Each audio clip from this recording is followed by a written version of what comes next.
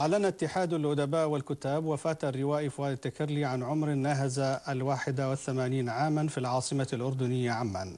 ويعد التكرلي الذي اتسمت أعماله القصصية والروائية بقربها من الألم والوجع العراقي يعد واحدا من أبرز مؤسسي الحداثة في القصة العراقية، وأحد الأسماء اللامعة في سماء الأدب منذ خمسينيات القرن الماضي.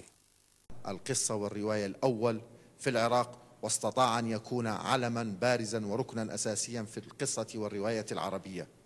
ويعتبره النقاد أحد أبرز كتاب جيل الخمسينات، أو ما يطلقون عليه جيل الريادة الحقيقية في القصة العراقية، إلى جانب غائب طعمة فرمان وعبد الملك نوري ومهدي عيسى الصقر. وتبقى الرواية والقصة العراقية بخير ما دامت هناك أجيال تكمل مسيرة أولئك المبدعين ممن فقدناهم.